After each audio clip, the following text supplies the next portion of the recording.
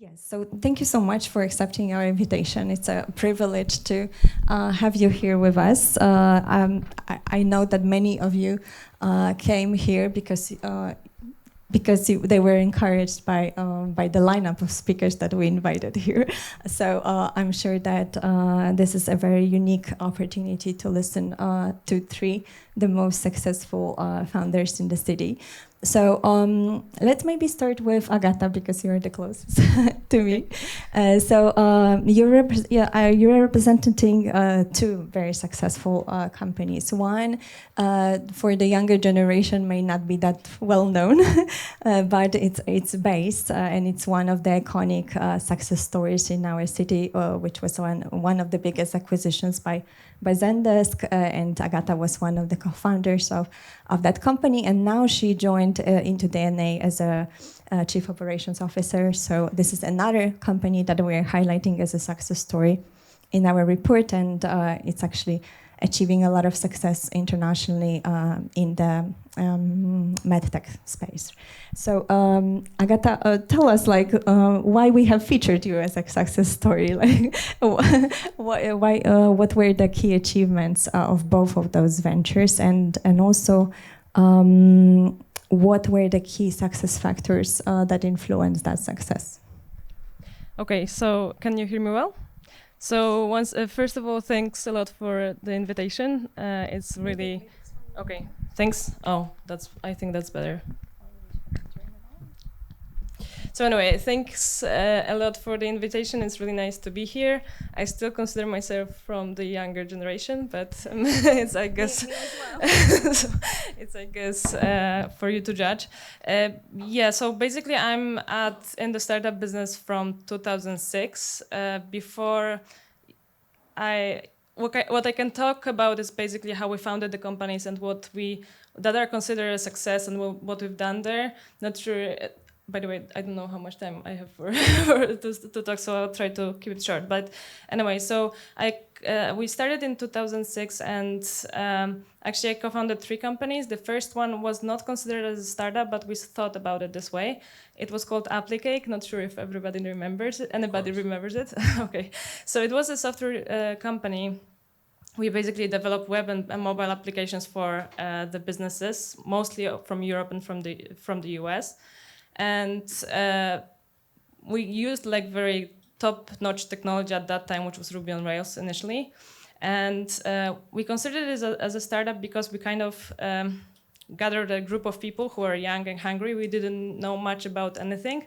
That's why we started the company, because we thought everything was possible. And we struggled for the first 2 years. And after that time, we managed to kind of build this brand of professionals who are not only good at what they're doing, but they're also trying to become the part of the companies that we work with.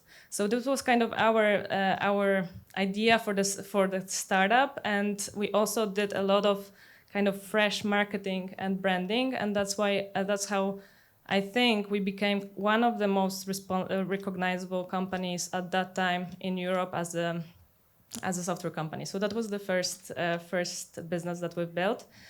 And the second business was Base, which was co-founded with three of the co-founders of Applicake and Uzi Szmilovici, who we actually met through Applicake. So it was kind of also a kind of nice success story for us because of our branding and our marketing initiatives. He kind of reached out to us and said, "Hey, I want to build a business with you, but I don't want to pay you. I want you to co-found it with me for shares." And then we said, no way, we are just working for money. We're not doing that. And then he flew here in Krakow, and we kind of fell in love with each other, and we started this business together. And basically, this was much bigger thing initially, obviously not, but it grew much faster. So at some point, we decided to close Applicake and kind of transition the whole team to Base CRM. And Base CRM was like this real startup, which we basically built from the scratch the application for sales management. So we started it and we built an R&D team here, and we kind of Uzi flew to US and he started building a sales and marketing team and in the Bay Area.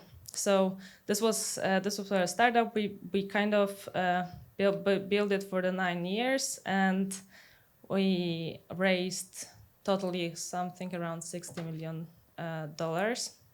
And eventually in 2018, we sold it to Zendesk. So I guess that's how success, I guess. All right. And now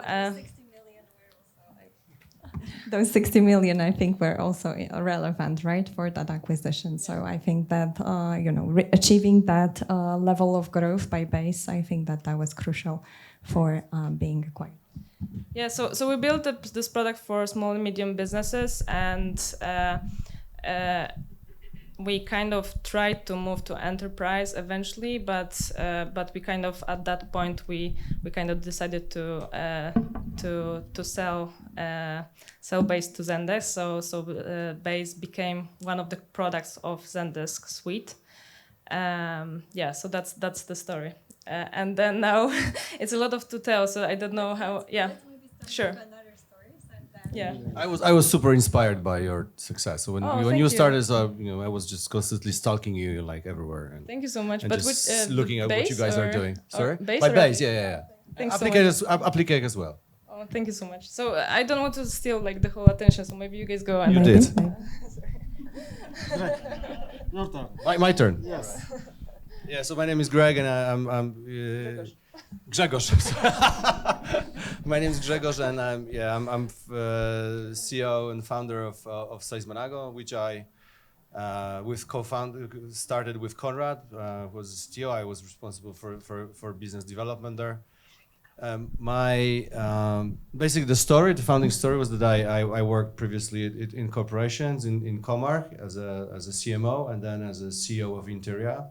And I was like really dreaming of starting just getting rid of these corporate careers and really starting something on my own and just prove myself really outside of this kind of corporate world. But the inspiration came from the fact that when I was at Comarch, I was like super boring. I was doing like super boring marketer job at corporation, and after 4 years, I decided to quit and this marketing job. And then I met Filipiak, and we were kind of wondering how we can actually make it work.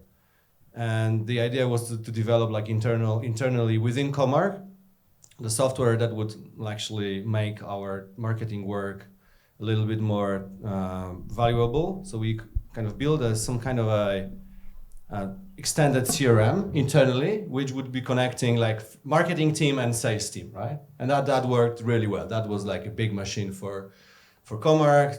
As kind of appraisal for that, I was then promoted to Interia, and when we sold Interia to Bauer, a big media corporation, I decided to go on my own and actually like really develop this idea of building marketing software, building software for marketing teams, right? And that was really a time where, everybody was just using like free tools. The internet was rising, a lot of data were being gathered, and we started to experiment with Konrad on, what actually that can be, and we came up with Seismonago. But another important thing is that we were not really kind of into VC funding, getting external funding. We had some money, just as a kind of a protection. But the idea was really to provide services. So we were like really just very kind of not attractive marketing agency, which gave us we had like 50 customers. But this was like a great sort of launch pad for our idea. So whenever we were, coming up with something we thought would work, some kind of an MVP, we would go to those customers we were servicing and basically showing them that software, right? And then checking what was the adoption, and that led us to basically building the software of Seismonago. I would say that that's a big lesson, because I see also that's a quite popular model where you are switching from services model to actually software model. And I like these companies. I have a lot of companies like that as well.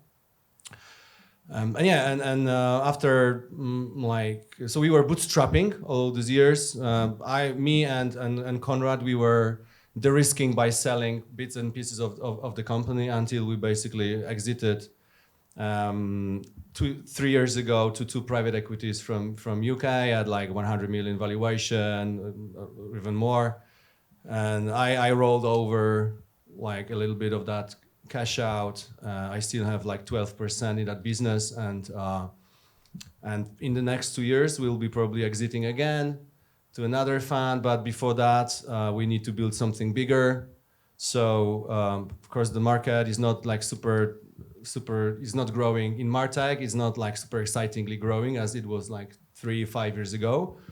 So we hired, but basically because I was not planning really to to stay after another exit in the next 2 years. So we hired an external CEO, Brian, and he's running the organic growth of the business. And I'm currently at the board and running M&A function. We just completed a super exciting acquisition, Finnish business, 8 million euro ARR. We are right now like 30 million euro ARR, and already we have another like 3 targets which we're trying to close, which I hope will get us to like 70 million ARR, and then that exit could basically happen. It's great actually to run a sort of Polish business which is quite actively in M&A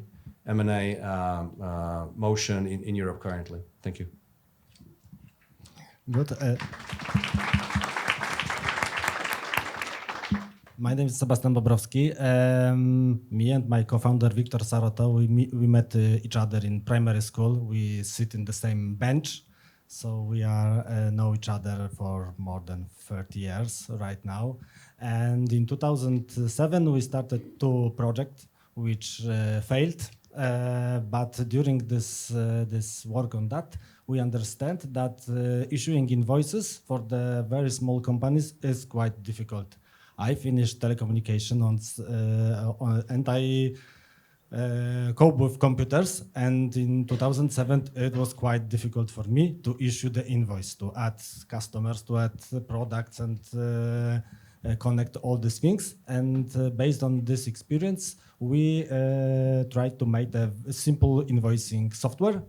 And at the beginning, the users were using it from the first day, but it was the time when there is no payment in the internet. Everybody thought that everything in internet is free. I paid for the Neostrada and that's it, and I don't need to pay for any movies or services. And but from our perspective, it was not so easy. That's why we changed for the premium package, and for the first day we sold 23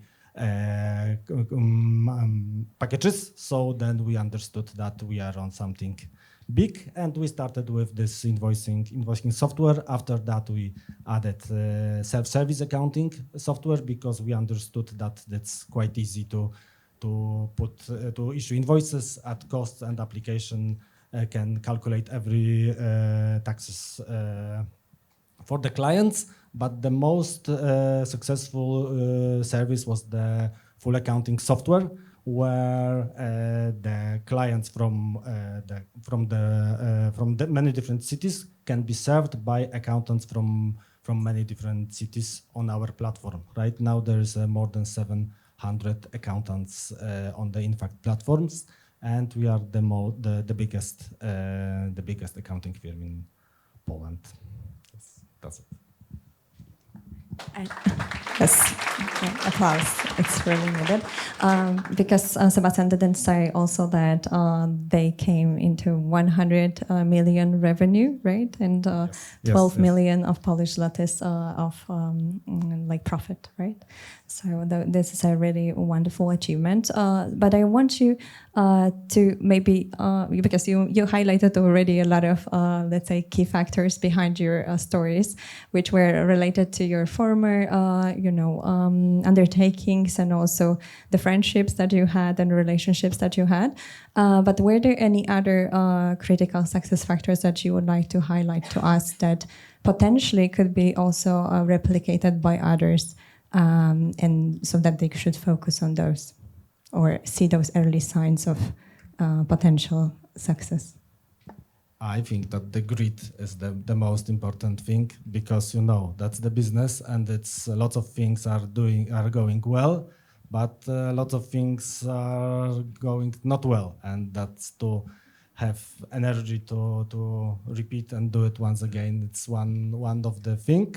The second thing is, from my perspective, being at the right time in the right place, because you can't be too early, you can't be too late, and if you are in the right time in the right place, it's good, especially in the innovative area. And the last one, I think we put lots of energy on hiring, managing, and firing people, and it's especially the first two are interesting. So it's from my perspective, it's cost lots of energy to get very good people and to inspire them and manage them, but it pays off, and it makes the results, financial results, and all these things. That's Yeah. So for base, I think two things maybe. One is. One of the things that helped us grow very fast was actually something that we. So there was this point when there was iPhone coming out, and or it was becoming, the mobile phones were becoming more and more, ubiquitous. And at that time, I remember we were deciding between the mobile native app and the web app. Don't even remember how it was called, but basically it was interface that you could, like web application which with mobile interface. And we decided to go with the mobile app, and this kind of caused like very high growth, because we were like the first. We were, I think, on the first place in the App Store, and the first CRM in App Store and in Android Store, or Google Play, Android Store at that point, I think it was called. Anyway, and it helped us grow customer base quite fast.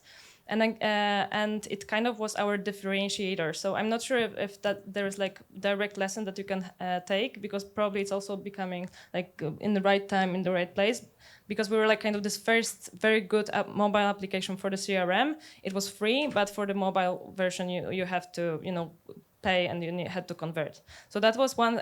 So I guess this like key point for us was to find some differentiator, which maybe you can call it product market fit. That's something that was really needed in the space, and we basically kind of kept looking for that. We had many different experiments to check what would work and what not. The second thing, which I think is more, which I was focused on, because my role was VP of people, so I was not focused on the product, which was Bart's Nozis piece. For me, definitely the building the right culture, and again hiring. So we had at base we had very rigid and very long recruitment process, and I think we were also known as a company with a very strong culture, which basically meant that we also fired people quite a lot, which was kind of hard, but I think helped us stay true to our values and true to our cultures. And I think that for most of the people that used to work at Base, the people that I talked to, they still remember what our values were, and they were like really exemplified in our culture.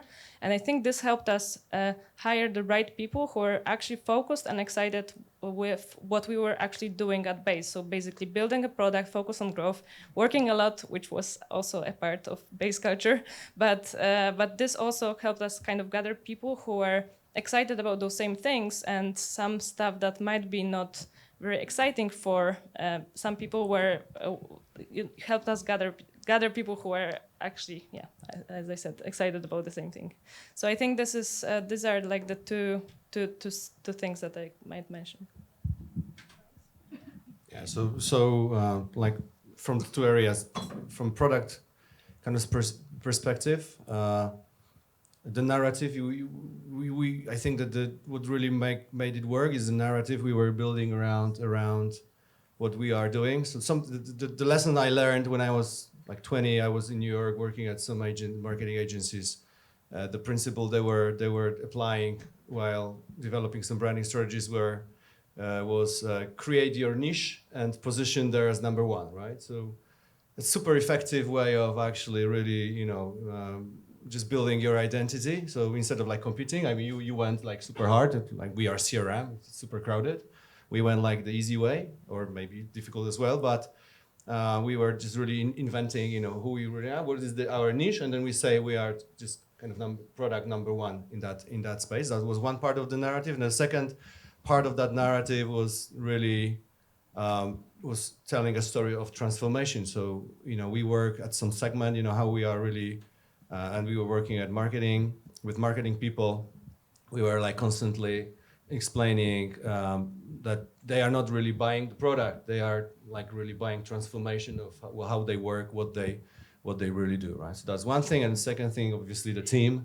I think I had the privilege of meeting, quite a bunch of super exciting people, which became my friends, and we were just enjoying, every day of actually life and at company life, which was actually, everything. For a long time, and we enjoyed just enjoyed a lot.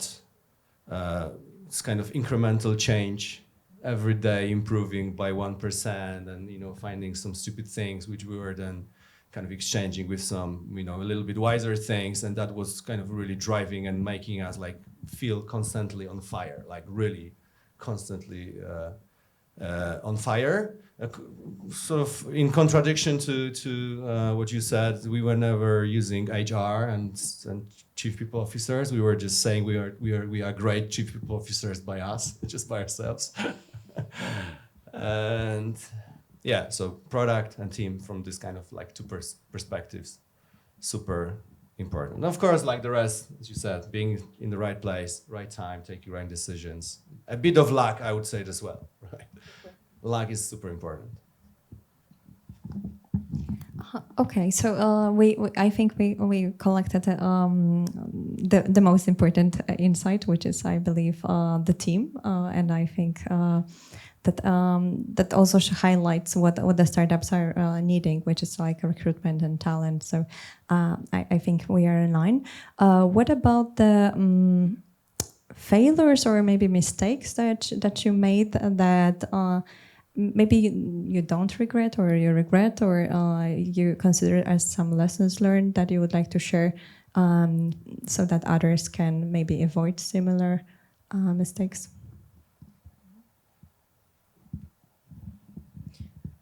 I don't have to first. I can start. At the beginning, we were very concentrated on product and IT stuff. And it's the mistake which is very popular in Poland. It's very pleasant to build the product, solving the IT teams, solving the IT problems. But from the business point of view, the most important part is the sales and marketing. Victor, my co-founder, built first the first team, then fired all these people. Iterate, build the second team and fire all these people, and the third iteration was successful. He looks like a very nice guy, actually. Yes, he's a very nice guy. I'll change my opinion. Yes, it's true. He's a very nice guy, but still, that it's difficult. But the building, marketing, and sales department, these competences are very important, and in Polish startups I observe that it's much difficulter than to building the IT stuff and all these things.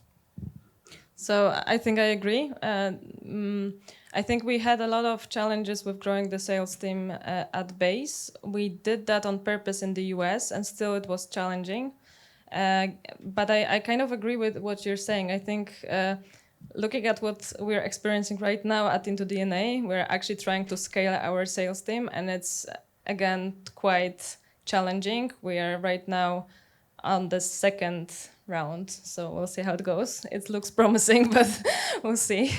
On the second, like say, try to build the sales team. And I kind of think I might be wrong, but from my experience, I think that many startups actually struggle with that. And I again think that we have a lot to learn in terms of the sales process and how professionals are selling, like in terms of practices, compared, for example, to the US professionals. So I think this is, by the way, kind of a niche, which would be amazing if somebody solved this problem, because whatever startup I talk to, I know that they're struggling with growing the sales team and building the sustainable sales process. So I think that's one thing.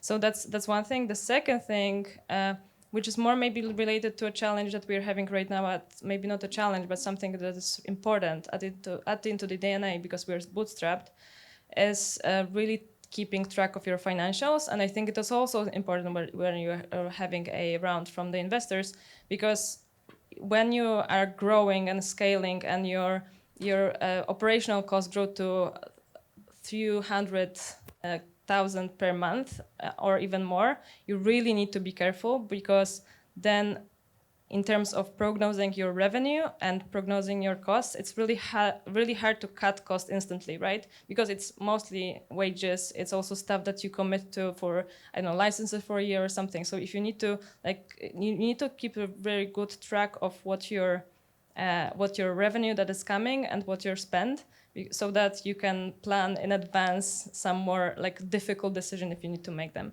So that's especially expenses, yeah. Especially expenses, right?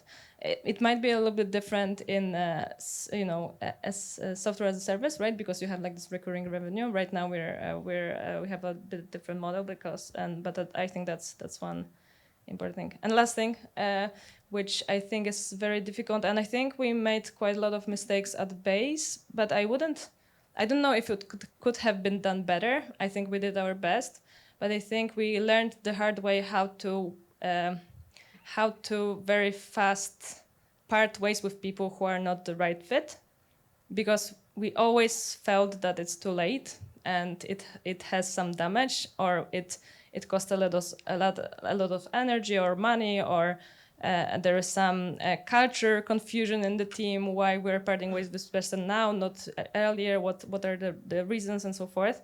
So I think this very frugal and very strict mindset of, okay, if we really need to build the best team in order to achieve what we're trying to achieve, is very important in a startup. Yeah, so I would start with general remark. I mean, for us entrepreneurs, I think the same. For success, we need good definition. What is the definition of success? And I think that's super important, right? And then we need also a definition of failure. But in terms of where we failed, I don't I'm being sometimes invited to this kind of discussions, and I find it super hard to say, to tell my kind of consistent story.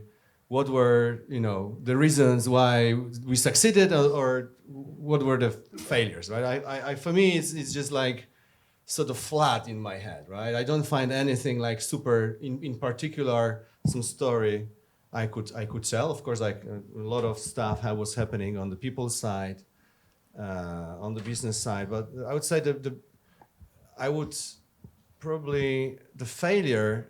I don't know, maybe we could be doing this or be here faster at this kind of revenue place we are now if we were not in this kind of mindset, growing at all costs. And this cost was sometimes in a the cost is placed in different places, right? Family, friends, making some too harsh decisions because we wanted to really push too hard. We were just sometimes super aggressive and not quite nice to people as well, right? These are this kind of dark sides. So I would consider the failures, but whatever was happening in this kind of business as usual, it was always a result of quiet conscious strategy of basically testing everything, right? Testing, learning. When you are in this kind of mode, you don't see it as a failure at all, right? So. No, it was also not my intention to focus on failures that much, even though we are okay with failures in that environment and we even appreciate failures and the lessons learned coming from those. But what I definitely like you to highlight is maybe some tips that arose from your story for the other founders that could potentially that they could benefit from, like, and I mean here, tips related to scaling internationally, scaling also nationally, because you mentioned that sales processes are challenging, fundraising, so securing funds in the long term.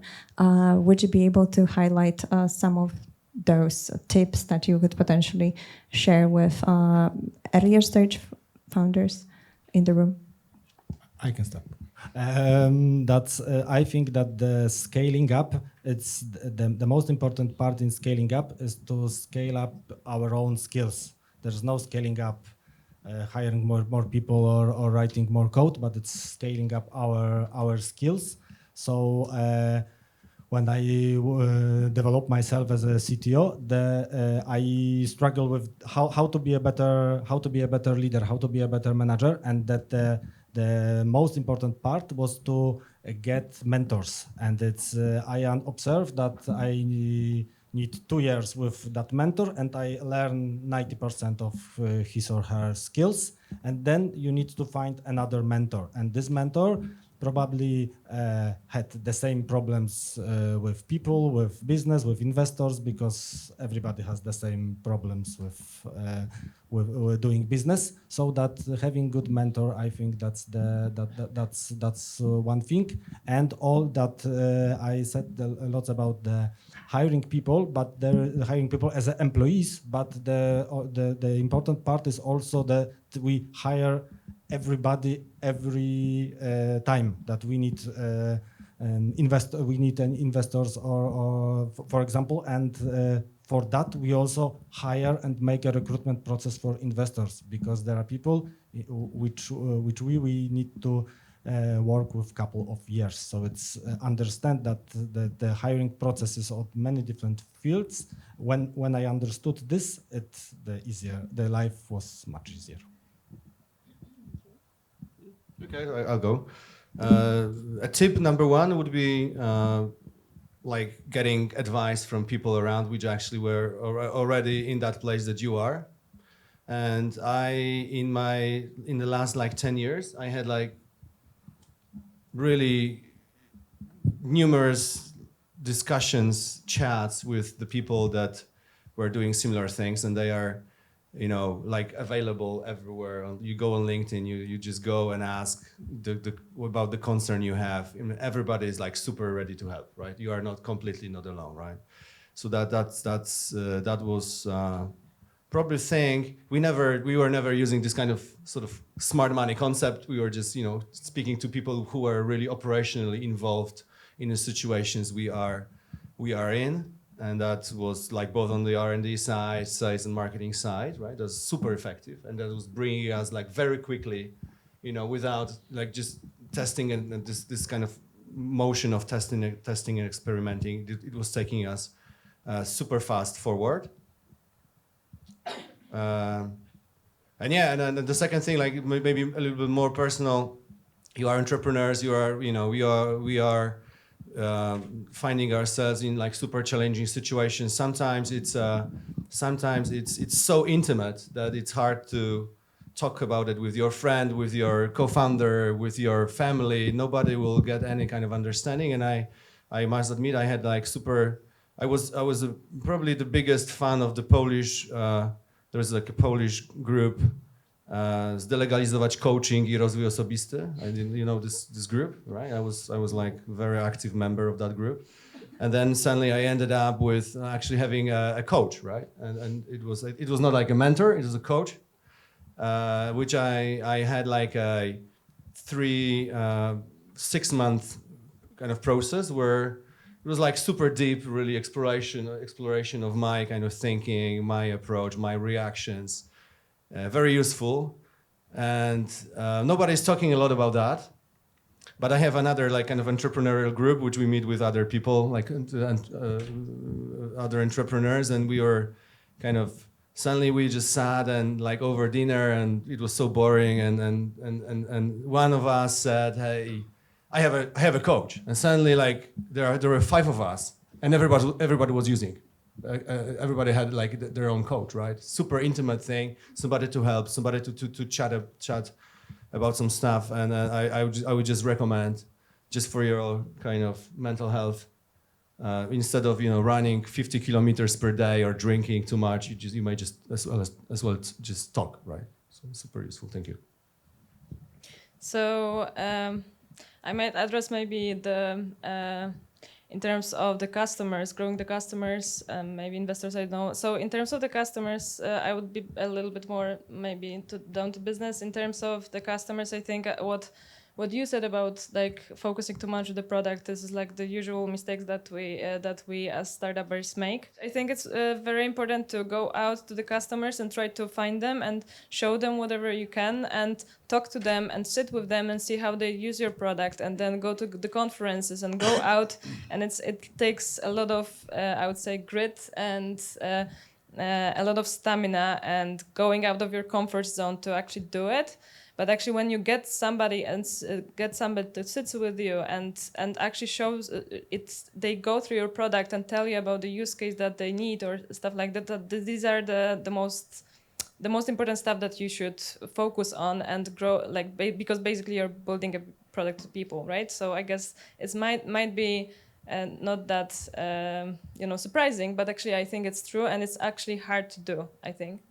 And in terms of the investors, probably you might have more experience than I do, but I think it's also terms of like, again, talking with a lot of people and tweaking your pitch and trying to talk to as many like investors or potential VCs or and trying to again meet people and try to be very thoughtful about your process, trying your presentation with many different types of investors and VCs and angels, and then iteratively trying to understand what would be your best profile of investor and what would be your best pitch and stuff and everything related to that. Wonderful, thank you. I wonder whether any, let's say, factors or people within the Krakow ecosystem influenced your performance, like were those coaches part of the Krakow ecosystem, or those advisors, mentors, like have you met them within the community? I wonder whether the Krakow community played any important role in your success, and if yes, like which elements you were utilizing the most and what you, let's say, value the most. So I will maybe start with that. I would say that it's even much more, right? So this coach kind of story was basically that lady was from that she's an American, but if you speak about like Krakow, I don't think that that my company would happen anywhere else, right? I think that was just it's purely could exist, could be set up here. Because of like great people living here, great people willing to move here, and great like culture, infrastructure, not just kind of universities, schools, but also people have like great people just have enjoy life here, right? A little bit more probably than in Sosnowiec or in Warsaw,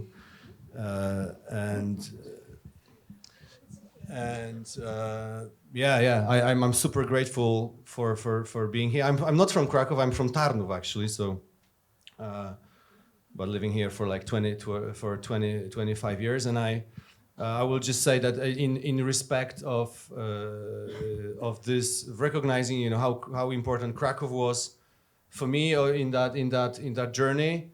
Last week I decided to invest in like super Krakow-based weekly Tygodnik Powszechny. I acquired like 40% in that highest quality journalism, basically weekly in Poland, which is contributing a lot to like development of this kind of ecosystem in Krakow. That's how I'm giving back, basically by helping The only pan-national, the only national weekly outside of Krakow, outside of Warsaw, basically, right? Because we have this weekly, and then we have RMFFM, and then basically like nothing, right? So we think we can do a lot of. We'll be like running a lot of initiatives very soon here as well. Thank you.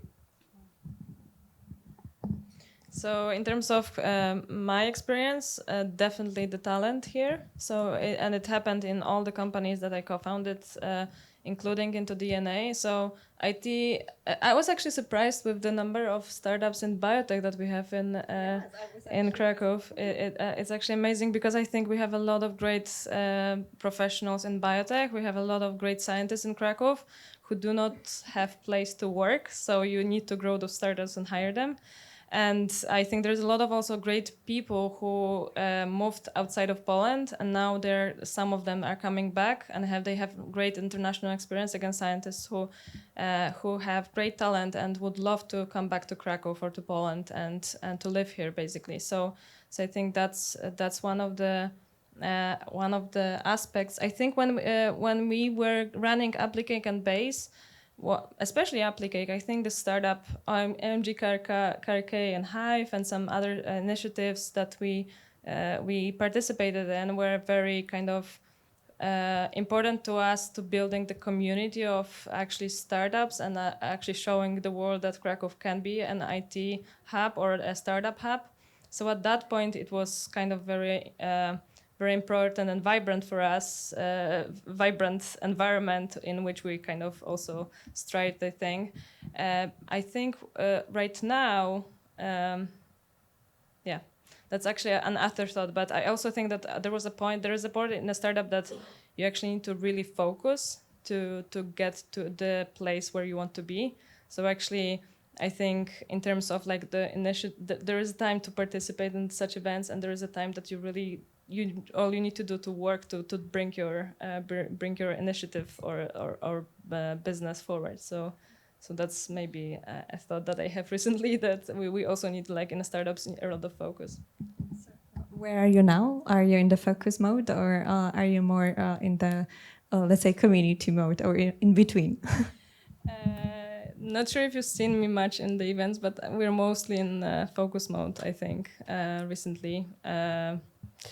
But it might change. It depends how the next year. That's okay, and I'm glad that despite the focus mode, you're still finding time to share some insights with us. Grzegorz actually touched a very important aspect that I wanted to ask you, because each of you are, let's say, ex-founders in a sense that you partially exited or fully exited the company, and so I wonder, in terms of let's say giving back to community, whether you have some ideas on what you personally could do for the community, so that it's more mature and more professional and could serve better the next generation of founders.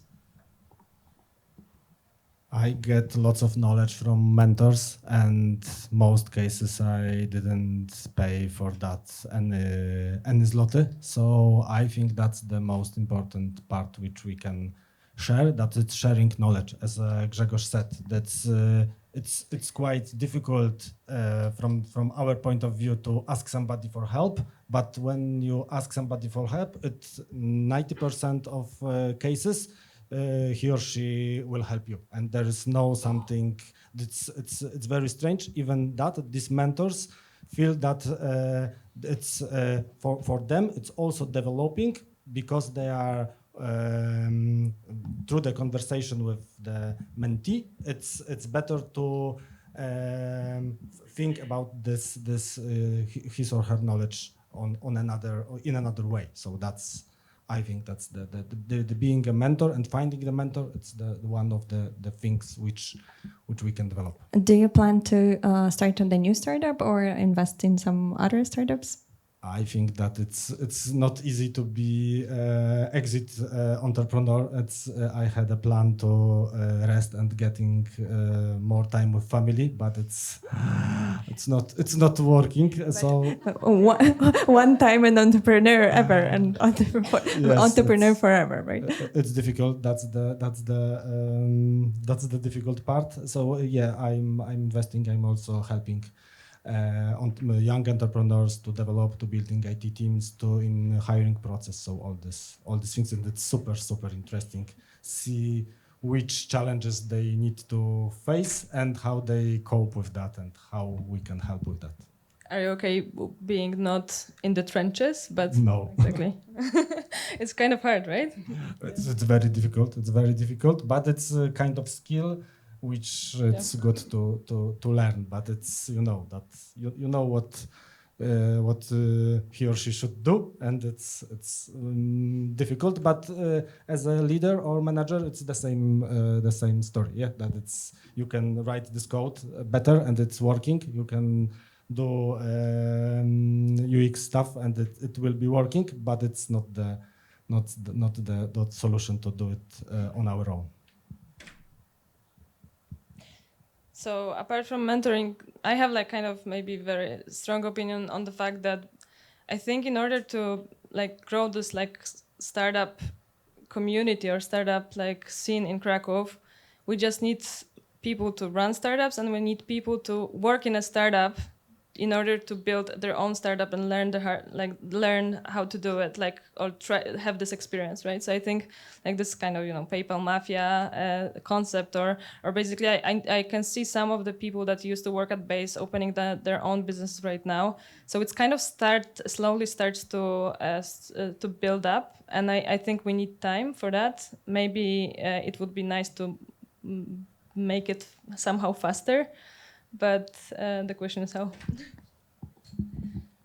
Grzegorz, do you have some insights or thoughts like how we can grow faster? Or maybe you can contribute besides investing into Godnik, maybe you can invest also in some other ventures? I'm trying to help as much as I can. People who are reaching out to me. So I mean, whenever anybody here has any kind of questions, whatever concerns, I'm super open. I'm investing a little bit in other startups as well, and but I really, in terms of like Second Life, I'm still kind of in sort of concept mode. So, but I think that what you're doing here is super valuable, and I think we should find some ways to have more like meetings like this, more informal chats, to exchange some ideas. I think that nothing would be more inspiring for all of us if we can like really feel that there are some people around that are struggling, same way as we are struggling. So it's just kind of, we are one team in that case, right? And of course, this is super. We all know that you can go. You can have like pretty nice job everywhere right now in Krakow. So I think. If you are setting up your business, that's a very, very important sign of how committed you are, because the opportunities outside are super easier basically than what you are probably doing. So that's why we should, I think, find ways to support each other. Wonderful. So you mentioned opportunities, and since we are wrapping up this year, then maybe you see some nice opportunities, either trends or business opportunities that you're considering following, or you would advise others to follow for the next year. So that's one part of the question, and another would be related still to the community. Maybe there's something we could potentially focus next year that could accelerate our growth. No further thoughts. This question, you haven't sent that question in email, sorry. Yes, that's how I always structure my interviews. So are you able to cover, or shall we come up with a new question? I think that the most, from my perspective, it's that everybody said AI driven, and there are two. I observed two groups of people that one group said that we don't need to do anything. AI will do everything instead of us, and the second part said, I don't want this. It makes lots of mistakes, and people are better. And I think that's the finding something in the middle. It's the most important fact, that to using it as a new tool, and it's not to be in the attitude that AI resolve all our issues, and instead of that we don't need it. So I think it's from my perspective, it's the most important part for the next 2 or 3 years, how to be a friend with this. So luckily we have AI community of Krakow partnering with us on that event. So you will be able to meet a lot of AI experts within the group. So you can probably touch some of those elements. Greg, do you want to add? I think that the trend that we should all be benefiting from, should be benefiting from, is the fact that that over in the last like really couple of years, Poland has completely changed. Like how Poland is perceived has completely changed, right? And I've had like tons of contacts with people coming here, private equities, VC funds. I think everybody just really falls in love, with who we are, how we work, what's our kind of really work culture. It's kind of becoming. It's becoming super unique in Europe, and kind of the only place where people still work very hard. They're open to being challenged and so on, right? So I think that this will be the trend that I hope that will make your lives a little bit easier. Yeah. I might add to what you said about AI. I think it's actually, I agree that it's the matter of applying AI in the right, solutions and context. And I think finding some kind of again, there are a lot of, I guess, unsexy areas still, and that can be really automated and utilized with AI. So probably think about some stuff that are, not very high tech, that could be actually you could benefit a lot from AI tools. I know one startup actually that is building a tool in logistics with AI. So again, the logistics doesn't seem like a very sexy area, but again, I think there are a lot of companies in Poland. I think Poland is one of the most in Europe, one of the hubs for logistics, basically. So I think maybe thinking about the areas that you could revolutionize with AI, which are not very trendy, that might be a nice idea. Yeah, actually, Agata touched also very important element, which was that I wanted to maybe for you to highlight, which is how we can potentially create a stronger wave of entrepreneurship in Krakow, because she already triggers some ideas on what type of niche to focus on. But do you have any ideas or how to encourage potential wannabe entrepreneurs in the room to actually go that path, or where they should look for ideas or inspirations? I think that is somebody has entrepreneurship inside. It's you don't need to any elements which you need to which help you. Because this is something that I constantly believe, that having that many talented graduates, right, engineers, a lot of biotech specialists, right, a lot of people that are working in corporate environment or even in other companies already. I feel that this strong talent pool is still not fully utilized. I'm sure that many of those people have that entrepreneurial drive, but I wonder how to, let's say, spot them, how to encourage them, how to reach out to them, how to show them this unique path, which is like startup.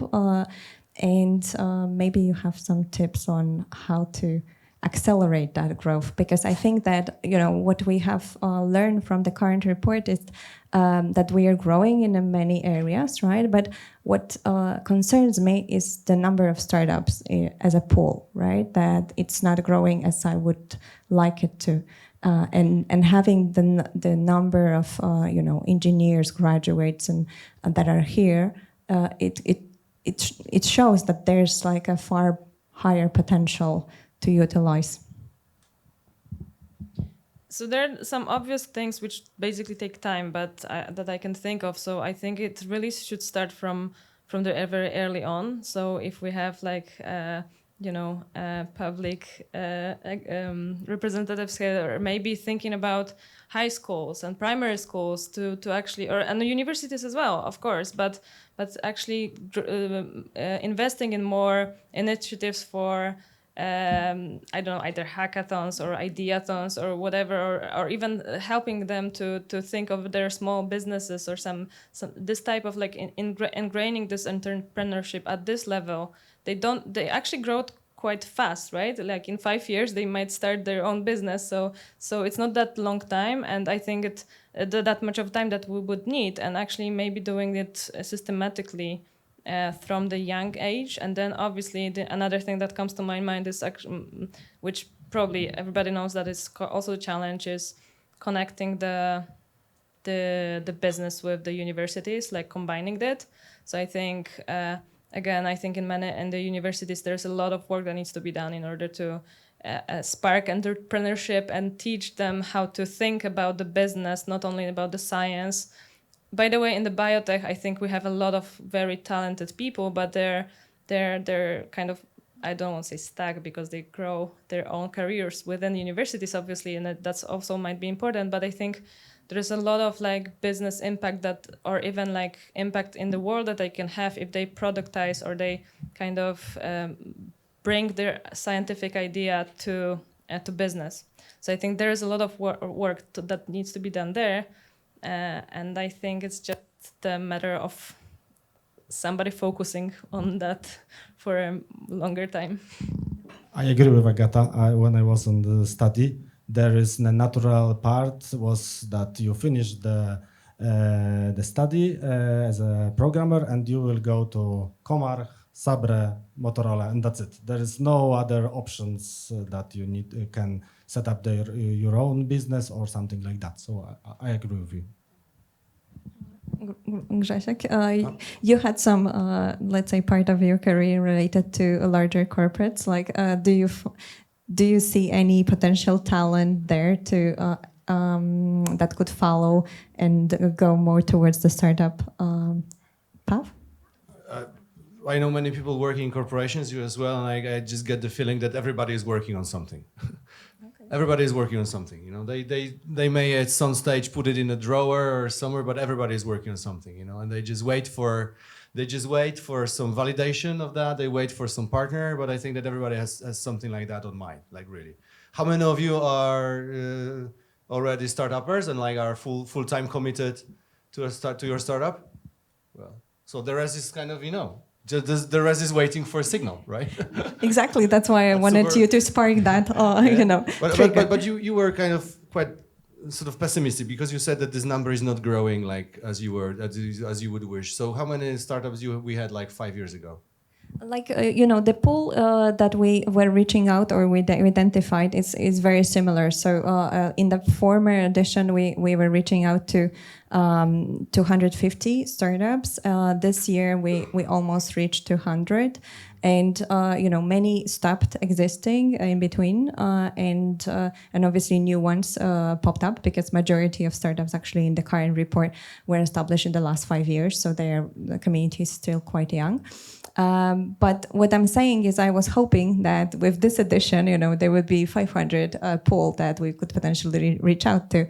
And I either didn't, somehow identify them, or because, as you say, maybe those are still ideas that are somewhere hidden from the public. But I definitely think that one of the challenges we should focus on next year is to bring those drawer hidden projects into life and I think that this is something we could potentially do as a collective to help those future wannabes to grow their ideas. So thank you so much. I believe that we covered a lot.